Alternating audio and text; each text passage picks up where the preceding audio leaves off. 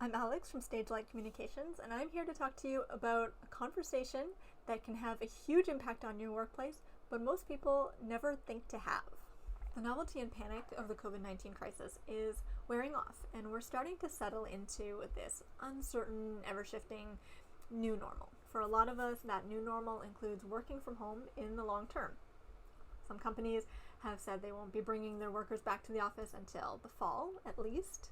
Some have already said 2021, and for some workplaces, this is the way it's going to be forever. We've also heard talk of 4-day work weeks and even of alternating people in and out of the office to avoid overcrowding.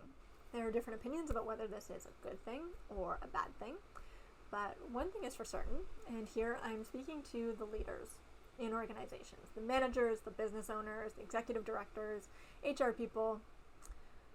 You've probably noticed that leading people through a longer-term transition is very different from leading through a short-term crisis where everyone expects to go back to normal very quickly. When the shutdown hit, people suddenly saw their polished professional lives colliding with their messy personal lives. Kids and pets were making regular appearances in video calls. There was the daily conundrum of, should I wear pants? I'll never forget the first time I had to send an email saying, FYI, we'll be getting up and moving around, so please wear pants. We all kind of came together in this acceptance of a weird but temporary new reality. It was a blip. Except then it turned out to not be such a blip and not so temporary. And the thing is that situations that are acceptable, that we can endure during a short-term blip, become really problematic when they're drawn out over a long term. If you've ever experienced burnout, you know exactly what I'm talking about.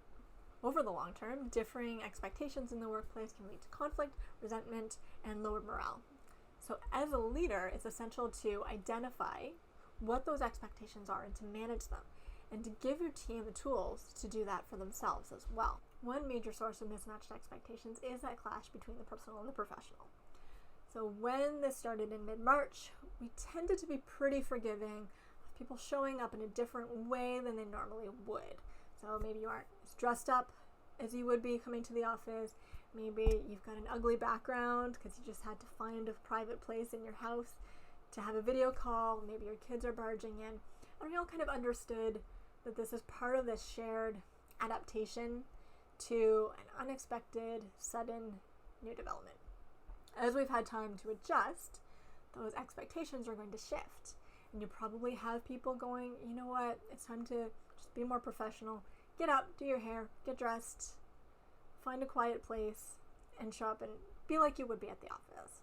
Whereas others will take the attitude of, you know, we have a chance here to dispense with some of that artifice and to be more real, to focus less on appearances and more on just doing good work. You've also got personal challenges that might interfere with people's ability to show up the way they're maybe expected to. People who are shouldering additional childcare or elder care responsibilities could be struggling in a big way, even though everything seems normal on the surface. And then on a team level, dynamics and emotional well-being are probably going to shift without those water cooler moments where you can just connect in an authentic and informal way. It becomes much harder for you as a leader to tell if someone's having a hard time and harder to lend a hand. So a new normal calls for a new set of norms. And creating norms works best when it's done with intention. Here's what I mean by norms. In every workplace, every family, every social group, there is a set of expectations and rules that are almost always unwritten, usually unspoken. Norms relate to how you act, how you speak, how you dress. They relate to who has status within a group. They relate to what behaviors are unacceptable. Most of the time, they develop organically, and you're expected to just pick them up based on social cues. But this approach is challenging in the best of times. For one thing, norms that don't get named generally don't get examined.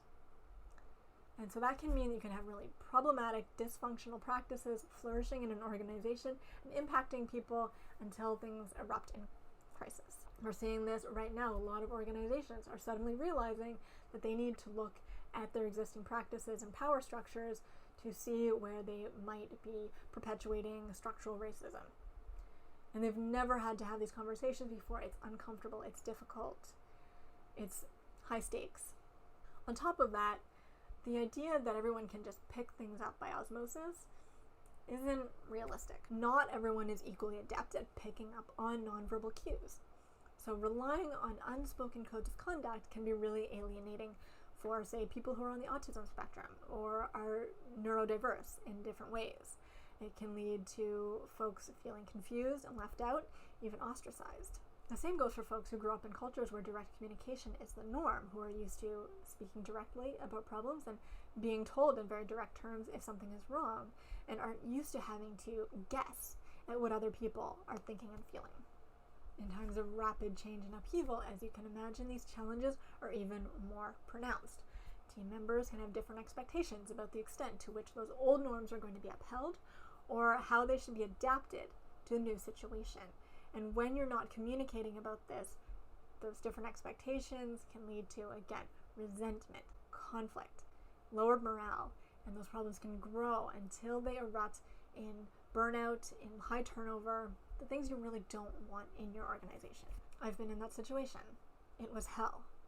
It was also a major catalyst for me growing into the work that I do now. So the challenges can feel overwhelming, but the possibility for change is enormous. So here's what we do about it. We talk about norms and culture. A team needs to be able to express their expectations and come to an agreement about how everybody will work together, especially when things change so rapidly that it's hard for anybody to pick up on what the new expectations are.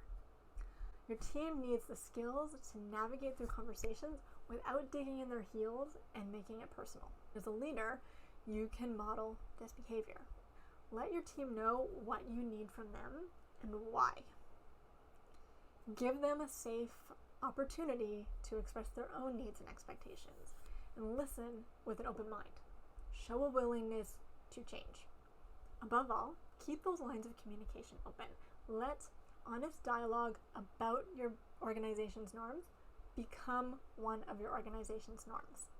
When you lift that cone of silence and give your team the opportunity to shape their own workplace experiences, you're probably going to see a rise in morale, a rise in creativity, engagement, and productivity.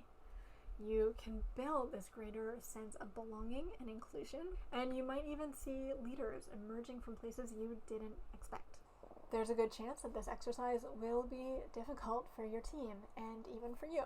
Communicating with clarity and empathy is a skill set that takes time to develop. And it doesn't really help that we live in a culture that encourages us to either be passive and avoid conflict or aggressively try to win every discussion. And it seems sometimes like there's no in-between and no ability to develop that in-between skill in your daily life. There could also be existing dynamics on a team that make it hard for people to communicate openly and regulate their own conflicts. In those cases, a third-party, impartial facilitator or trainer can be your best friend. So if you want to chat with me about how stage-light communications can help you talk about Fight Club, send me a message or give me a call. And I would love to chat about how we can help you out through this transition into something better.